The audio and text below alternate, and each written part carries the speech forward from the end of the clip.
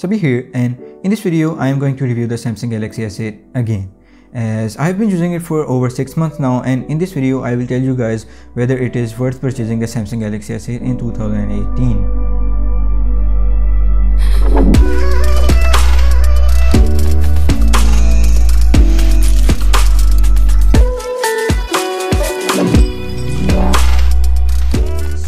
The Samsung Galaxy S8 was one of the best phones released this year, and it got awesome reviews from most of the tech YouTubers.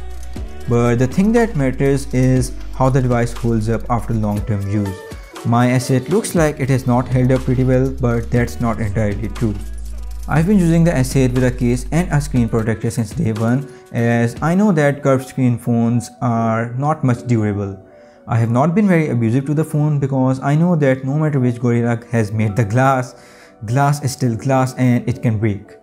According to my experience, this phone is super fragile, as the cracks you see did not come from a 20 feet drop on concrete. My phone slipped out of my pocket, which is barely 3 feet high, and fell on my room's floor. And that happened with the screen protector and the case on. Also, the S8's metal frame looks different as compared to the S7. And the shiny frame looks pretty good. But I still prefer the matte feel of S7's frame, and I do feel that the S8's frame is a bit more prone to scratches. Overall, the phone still looks pretty good, aside from the cracks of course, and I love the orchid grey color. Also, I love how this phone fits in my hand. The design passes with flying colors from my side, but the built-in durability, not so much. Also, hear this.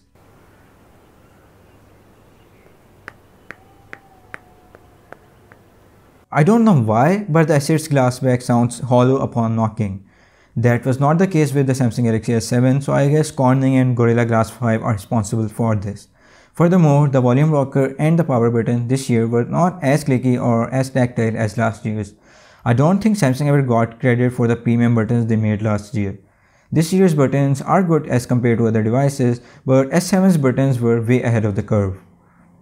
Moving on towards the display, it looks pretty much the same as it looked when I took it out of the box. The colors are nice and saturated, the display has a nice contrast, the blacks look pure, and overall this is the best display available on a smartphone along with the Note 8 and the iPhone X. Over 6 months I have not seen any burn-in issues, which aren't even expected in just 6 months, but since the Pixel 2 XL had those issues after a few weeks, I thought to mention this. I have not spotted any line or dead pixel on my phone either, so the display is pretty good and I'm pretty sure it will stay awesome for a year or two. How a device performs over long-term use is very important. The S8 is a very powerful device and has a very smooth interface most of the times. It plays through most of the games I throw at it, and the Exynos 8895 is very efficient.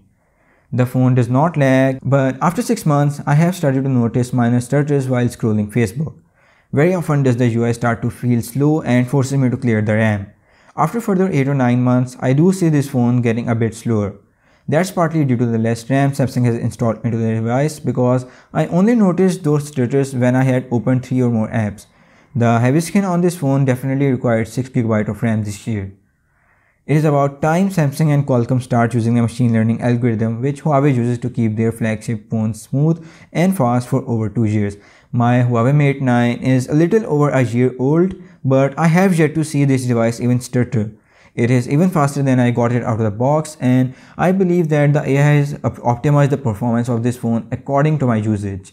Rounding up, the S8 does not slow down as much as previous generations of Galaxy devices used to do, but this phone still can slow down after several more months. I have put my phone in water a few times when it was not cracked, and that did not affect its speakers or headphone audio quality. The speaker on this thing is loud, but stereo speakers would still be appreciated. Also, this is one of the few phones this year which kept the headphone jack, and the headphone jack quality on this thing is really awesome, much better than it is on my Huawei Mate 9. The Samsung Galaxy S8 has got quite a lot of minor software updates over the 6 months, which mainly included security patches, bug fixes, and some minor new features like the dot on the navigation bar. Also, you cannot switch the color of the navigation bar to black anymore after a software update. You also normally have the custom navigation bar color option. Aside from TouchWiz getting a bit slower, I do not have any complaints about Samsung's UI. The icons look good, the overall look and feel of the TouchWiz is really good, and the transitions of Samsung's UI are really good. However, I am still waiting for the official Oreo update on my S8. The beta version has been launched, but this is my main phone. I do not want to beta test the Oreo update. Let's move towards the camera now. Even though the phone has gotten many software updates, I did not notice any changes in the camera. It still takes stellar photos from the rear camera. There was a rumor about the S8 getting portrait mode with an update, but I have not seen any live focus feature on my S8 similar to the Note here. It does have selective focus features since day one, but that just asks you to take a macro shot by asking you to keep the subject less than 50 cm away from the camera. You can do that in auto mode too, so that's pretty useless. The S8 has a great rear camera. The photos are nicely saturated, the detail and sharpness in daylight pics is on point, the photos have a nice contrast. Low-light shots seem to look a bit more on the softer side with much less detail and sharpness, but sometimes the flash can fix that. Overall, I really like the rear camera and it is one of the best cameras in its price range. Also, the dual pixel autofocus is crazy fast for videos. Moving towards the front camera though, it takes decent selfies in daylight, but the photos come out very soft in low light, and also the phone tends to soften your skin even with the beauty mode off, which is perfectly fine for ladies, but hey, I have a beard which needs to look sharp. The front camera is fine but not impressive at all. The Samsung Galaxy S8 is one of those phones which bring a big number of features with them. Headphone jack, IP68 water resistance, edge lighting, scroll shot, iris scanner, facial recognition, pressure sensitive home button, edge panel, fingerprint gestures, heart rate sensor, wireless charging, and the list is endless. If you're one of those people who like to show their phone's amazing features to their friends, this phone is definitely for you. Let's talk about battery life. When my S8 was new, it had really nice battery life. It was getting me about 5 to 6 hours of screen on time with Wi-Fi on all day, continuous use of social media apps, very slight gaming, watching a lot of YouTube videos, and other normal use. That was enough to get me through one day of use. I was impressed by the battery life, but now the battery life is a bit inconsistent. I have seen days on which this phone dies with just 3 hours of screen on time, and I have seen days on which I get 5.5 hours of screen on time. The frequency of the former is quite low though. You can say on average I get about 5 hours of screen on time.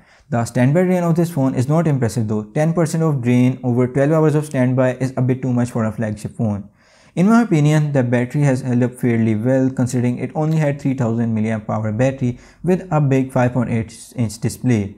Also, the charging time of the S8 is pretty good in my opinion. It takes about 1 hour 45 minutes to fully charge the phone. But there are some Huawei and OnePlus phones in this price range which can charge much faster than this. For those of you who have watched the video till here, comment down your current favorite song in the comment section. It is nice to know how many people watched my video till the end. Rounding everything up now guys, so should you buy the Samsung Galaxy S8 in 2018?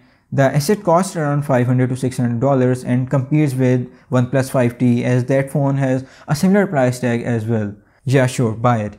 It has an original design unlike OnePlus, who has shamelessly ripped off Apple's design. Also, this phone has everything you will need in a phone, so it is a great buy at this price. Just make sure that you do not drop your phone in any case, even with a screen protector and a case, unless you guys want a shattered phone of course. So yeah guys, that's pretty much it. Thanks for watching the video. Follow me on Instagram, all links are in description. Subscribe, peace and assalamu alaikum.